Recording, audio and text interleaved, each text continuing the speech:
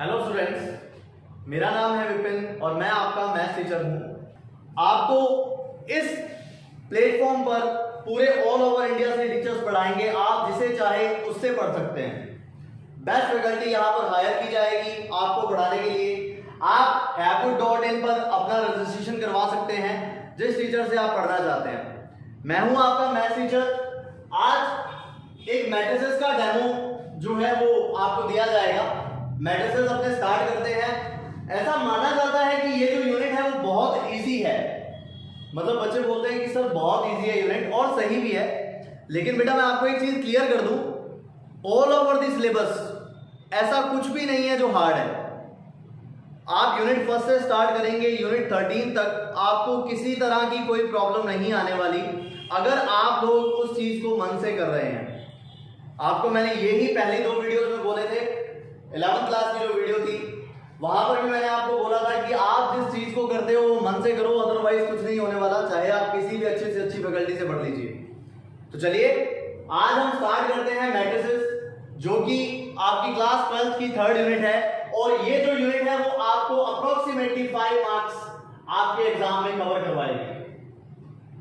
बहुत ही easy unit है। और बेटा एक बात और क्लियर कर दूं मैं आपको, आपके सीबीएसई ने नए नोटिफिकेशंस जो है वो दे दिए हैं आपको कि कौन सा सिलेबस रिड्यूस किया गया है। बट मैं आपको फिर से एक बात बोलूंगा बेटा, रिड्यूस किया हुआ है ओके, लेकिन आप कुछ भी मिस ना करें क्लास 12th में, क्योंकि हो सकता है क्लास 12th के आपके जो एग्जाम है वो बड़े ही इजीली निकल जाए, लेकिन आगे जो कॉम्पिटिशन होंगे उसमें फिर प्रॉब्लम आने वाली है, नॉलेज की कमी रह जाएगी आपको। तो आपको करवाया सब कुछ जाएगा और ये भी बताया जाएगा कि कौन सा एग्जाम में आएगा कौन सा नहीं आएगा। तो आपको सिलेक्ट करना है, वो आपका काम है, ठीक है। और मैं ये सजेस्ट करूंगा कि आप अपनी पूरी बुक क्लियर कीजिए जैसे वो पहले थी एज इट इज, क्योंकि ये सिलेबस जो है वो पहले ही बहुत शॉर्ट है और इसमें से अपने और शॉर्ट कर देंगे तो क्या बचेगा हमारे पास। दैट्स व्हाई सारा सिलेबस हमें कवर करना है। चलिए स्टार्ट करते हैं मैट्रिसेस। 5 मार्क्स की तरफ चलते हैं, किस तरह से अपने कंप्लीट करेंगे। बिल्कुल बेसिक लेवल से टॉप लेवल तक हमें जाना है। यहां पर देखो मैट्रिसेस की डिफाइन समझते हैं, पहले मैट्रिसेस को समझते हैं कि क्या होती है, ठीक है ना। मैट्रिसेस का मतलब है a rectangular arrangement,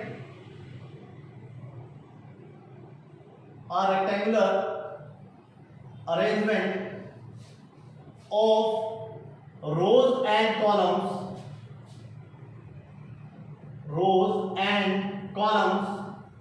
called matrices। आपको आपकी बुक में बहुत सारी डेफिनेशंस दी हुई हैं, हर बुक में अलग डेफिनेशन आपको मिल जाएगी, लेकिन जो सिंपल सा लॉजिक है मैट्रिसेस का वो यही है। A rectangular arrangement of rows and columns is called matrices। चलिए फॉर्म देखते हैं कैसी होती है, फिर आपको इस पूरी डिफाइन का मतलब समझाता हूं। देखिए मैट्रिक्स मतलब कैपिटल एम से रिप्रेजेंट किया जाता है मैट्रिक्स को। I am talking about a rectangular arrangement. तो मैट्रिसेस के जितने भी एलिमेंट्स हैं वो इन ब्रैकेट्स में लिखे जाते हैं। ये आपके पास बन गया एक रेक्टेंगुलर अरेंजमेंट। यहां पर अगर मैं बात करूं रोज और कॉलम की, तो जो हॉरिजॉन्टल होंगे इधर की तरफ उसको बोला जाता है रोज, और जो वर्टिकल होंगे इसको बोला जाता है कॉलम्स।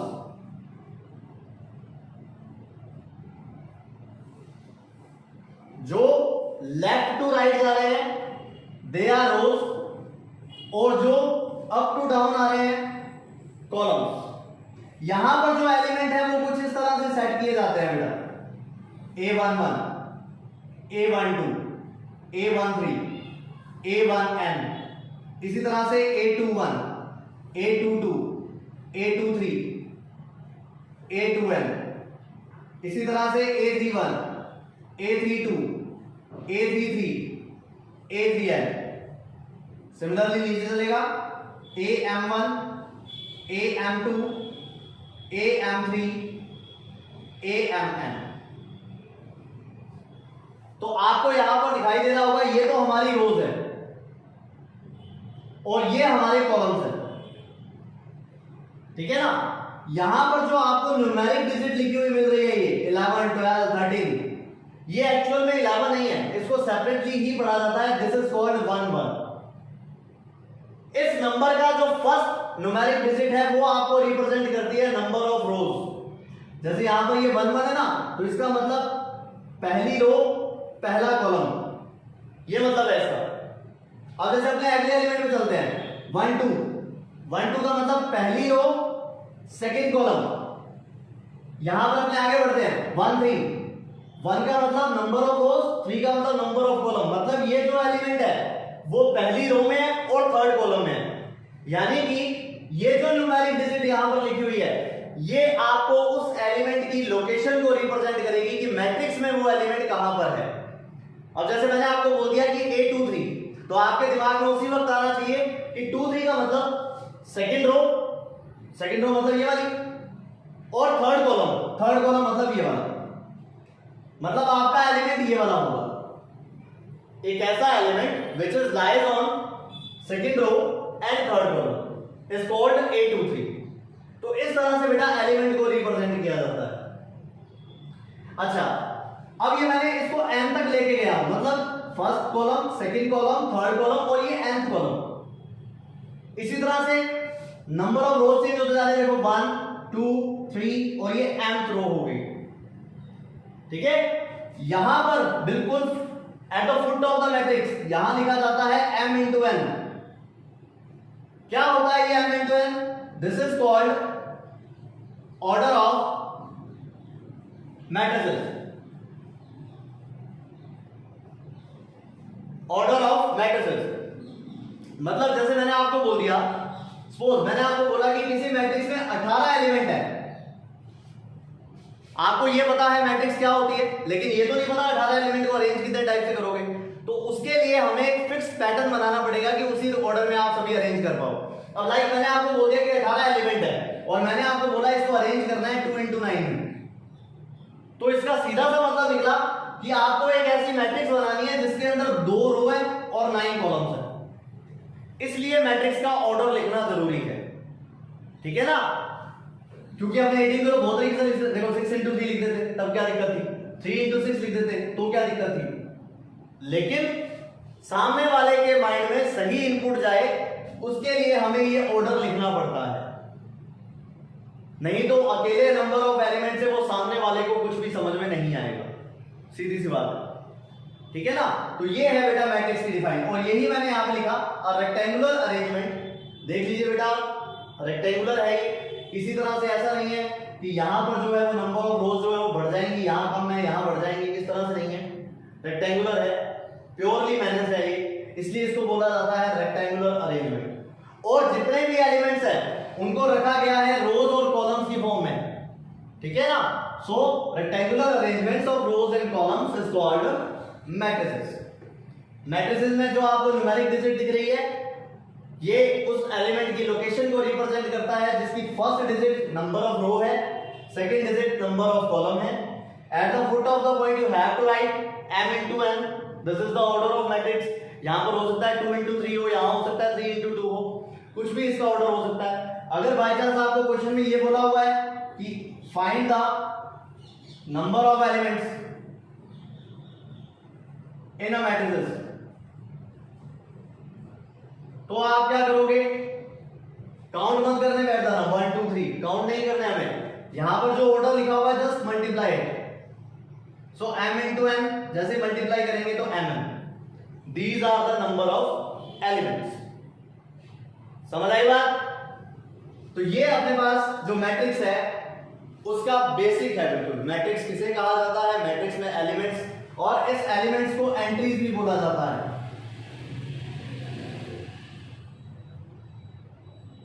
ठीक है ना।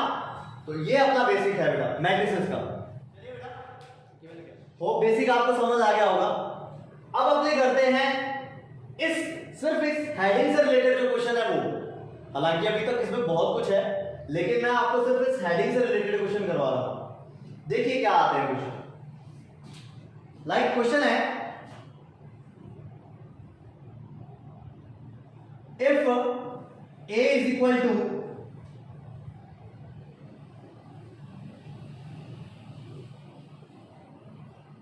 ये अपने को एक मैट्रिक्स गिवन है और क्वेश्चन क्या पूछा जाता है, if A is equal to then find, इसमें हमें दे दिया नंबर 1, हमें दे दिया find order of matrix, order of matrix. Number 2 हमें दे दिया find the value of A24, A31, A33, ये एलिमेंट्स हमें फाइंड करने हैं। फिर इसके बाद आपको दे दिया फाइंड नंबर ऑफ एलिमेंट्स। ये क्वेश्चन बेटा आपको दिए गए फाइंड करने के लिए, तो आप क्या करोगे, ऑर्डर ऑफ मैट्रिक्स की बात करता हूं। मैंने आपको बोला यहां लिखा जाता है m into n, order of matrix. तो आप लोग क्या करोगे, काउंट करोगे कि इसमें रोज कितनी है, और रोज का मतलब हॉरिजॉन्टल से है, ध्यान रखिएगा। सो आप काउंट कीजिए हॉरिजॉन्टल रोज कितनी है, हॉरिजॉन्टल रोज है 3, सो आप लिखोगे 3 मल्टीप्लाई बाय वर्टिकल रोज कितनी है 4, they are called columns. So order of this matrix is 3 into 4। यहां आ जाइए A24, ये मैंने आपको क्या बताया, 24 क्या चीज है, it is second row and fourth column. So second row तो ये रही, फोर्थ कॉलम ये रहा, so second row and fourth column 3 आएगा, तो इसकी वैल्यू हो गई 3। इसी तरह से A31 मतलब हुआ थर्ड रो और first column. So third row कौन सी है, ये फर्स्ट कॉलम ये रहा, so third row and first column is 2, तो यहां आ जाएगा बेटा 2। अगर मैं बात करूं A33 की, मतलब थर्ड रो थर्ड कॉलम, तो देखो थर्ड रो थर्ड कॉलम ये वाला आएगा बेटा, दिस इज आल्सो 2, सही है ना। फिर अब देखो बोला हुआ find the number of elements. Number of element से क्या मतलब है कि इस मैट्रिसेस में कितने एलिमेंट है। अब आप में से कुछ भले मानस है वो ऐसे करेंगे 1 2 3 4 5, no, this is not exact way of mathematics. आपको क्या करना है, just multiply this order, 4 into 3, the number of elements are 12। So ये फर्स्ट टाइप का क्वेश्चन था जो सिर्फ हेडिंग पर बनता है, जिसके अंदर ऑर्डर ऑफ मैट्रिक्स मैंने आपको क्लियर कर दिया, मैट्रिक्स क्या होती है ये क्लियर कर दिया, रोज क्या है कॉलम्स क्या है ये क्लियर हो गया, किसी एलिमेंट की लोकेशन कैसे फाइंड करते हैं वो भी क्लियर है, ठीक है। सेकंड क्वेश्चन देखिएगा, इसी के अंदर जो सेकंड क्वेश्चन बनता है वो इस तरह से बनता है।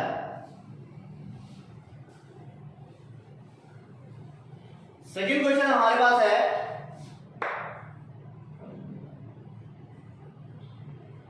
How many orders can be possible, orders can be possible if number of elements in a matrix, number of elements in a matrix are 45। आपको बोला गया किसी मैट्रिक्स में 45 नंबर ऑफ एलिमेंट्स है, तो इसके पॉसिबल ऑर्डर्स कितने हो सकते हैं। तो आप क्या करोगे, हमें number of rose into number of columns करना है। सो देखो 45 को कैसे लिख सकते हो, you can write it as 1 into 45, you can write it as 3 into 15, you also can write it as 15 into 3, you can write it as 9 into 5, you can write it as 5 into 9 and 45 into 1. So these are the possible orders of this matrix in which 45 elements are there. Okay, तो इस तरह से अपने possible जो orders हैं वो calculate करते हैं। ये है इसी हेडिंग पर सेकंड क्वेरी, क्लियर। थर्ड पर चलते हैं। थर्ड टाइप का जो क्वेश्चन है ये इंपॉर्टेंट है और एग्जाम्स में भी बहुत बार आता है। देखिए आप इसको कैसे सॉल्व करेंगे, और उससे पहले मैं आपको एक चीज और बता दूं। अगर मैं ये बोलूं कि इस मैट्रिक्स को मुझे शॉर्ट फॉर्म में लिखना है, तो मैं इस मैट्रिक्स को शॉर्ट फॉर्म में इस तरह से लिखूंगा, कैपिटल स्मॉल लिख देना आप, क्योंकि स्मॉल लेटर्स मैंने यूज किए हैं। सो ए आई जे, और यहां लिखूंगा m इंटू एम। ये बात आप ध्यान रखिएगा, इसको शॉर्ट फॉर्म में इस तरह से लिखा जाता है, जहां पर आई जो है वो तो क्या है, नंबर ऑफ रो, और जे क्या है, नंबर ऑफ कॉलम। इस प्रॉपर्टी पर भी एक बहुत इंपॉर्टेंट क्वेश्चन बनता है और बहुत बार एग्जाम में भी आता है। देखिएगा, आपको बोला होगा find a matrix A is equal to Aij of order 2 into 3 if Aij is equal to any algebraic expression can be given here। अब ये आपको दे दिया, आपको बोला गया है मैट्रिक्स फाइंड करनी है, A is equal to Aij, short form दी हुई है इस तरह से, और आपको बोला हुआ है कि Aij की जो वैल्यू है वो ये वाली है। तो आप इसे कैसे कैलकुलेट करोगे? देखो, सबसे पहले आप क्या करोगे, इसे एक्सपेंडेड फॉर्म में लिखोगे, मतलब आपको इसे इस फॉर्म में लिखना है। यहां से आपको पता लग जाएगा कि उसकी जो एलिमेंट्स की अरेंजमेंट है वो किस तरह से है। जैसे मैं इसको लिखता हूं a इज इक्वल टू, अगर मैं इसे लिखूं तो मैं इसे इस तरह से लिखूंगा बेटा, a11 a12 a13 a21 a22 a23, इस तरह से लिखा जाएगा। सही है ना? क्योंकि देखो 2 into 3 है, मतलब 2 रोज है 3 कॉलम। आप चेक कर सकते हो बेटा, 2 रोज है और 3 कॉलम है। जिसकी first digit number of row को रिप्रेजेंट करती है, second digit number of column को रिप्रेजेंट करती है। So this is the element which is belonging in first row and second column, sorry first row and first column. और इसी तरह से अगर मैं इसकी बात करूं, सेकंड रो थर्ड कॉलम, तो इस तरह से आपको इसको अरेंज करना है। कुछ बच्चों को समझ आ गया होगा कि क्या करना है। देखो, मैं कंपैरिजन करता हूं इसको इससे। अगर मैं कंपैरिजन करूं सो इसके अकॉर्डिंग a11 की वैल्यू के अकॉर्डिंग क्या आएगा, i की वैल्यू 1 होगी, j की वैल्यू 1 होगी। अगर मैं इन दोनों का कंपैरिजन करूं तो मतलब यहां पर मैं i की जगह पर 1 और j की जगह पर 1 पुट करूंगा। So 1 - 1 whole square upon 2 into 1, the result will be 0। इस तरह से आप a11 कैलकुलेट करोगे। अगर मुझे a12 कैलकुलेट करना है, again compare it to the given expression. इसको मैं इसे कंपेयर करता हूं तो i की वैल्यू 1 है, j की वैल्यू 2 है, तो मैं यहां पर पुट करता हूं बेटा 1 माइनस j की वैल्यू 2 है अपॉन 2 इंटू, यहां पे देखिएगा i है, सो i है तो मतलब i की वैल्यू 1 है ना, तो 2 इंटू 1, तो आप यहां पे लिखोगे 1 का स्क्वायर 1 अपॉन 2। ये अपने पास सेकंड एलिमेंट आ गया। इसी तरह से आप थर्ड एलिमेंट कैलकुलेट कर सकते हो, a13 का मतलब जब कंपेयर करोगे तो i की वैल्यू 1 आ गई और j की वैल्यू 3 आ गई।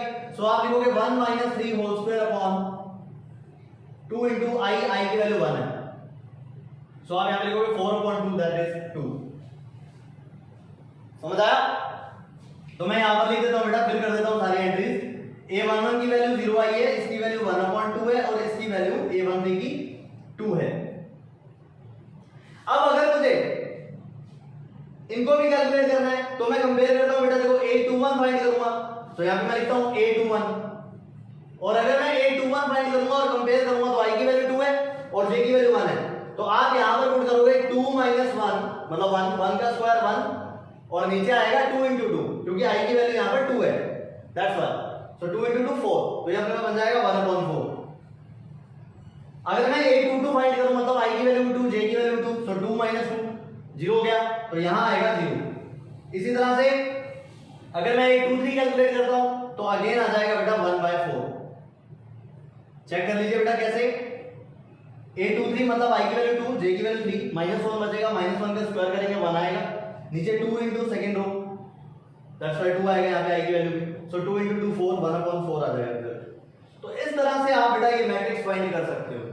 तो आज हमने क्या डिस्कस किया? हमने डिस्कस किया सिर्फ मैट्रिक्स की हेडिंग। सिर्फ इस हेडिंग पर इतने तरह के क्वेश्चन पूछे जा सकते हैं मैट्रिसेस में। अभी हमने इसका टाइप्स भी पढ़ेंगे, इससे रिलेटेड ऑपरेशंस भी पढ़ेंगे, क्या प्रॉपर्टीज फॉलो करता है, ट्रांसपोज ऑफ मैट्रिक्स, ये सब कुछ हमने पढ़ेंगे, सिमेट्रिक, स्क्यू सिमेट्रिक, सब कुछ आगे के लेक्चर्स में आपको देखने को मिलेगा। और मैं फिर रिपीट कर रहा हूं, आपको जिस भी टीचर का अच्छा लग रहा है आप उसे ज्वाइन कीजिए और आपको पढ़ने में बहुत मजा आने वाला है। Thank you very much, have a nice day.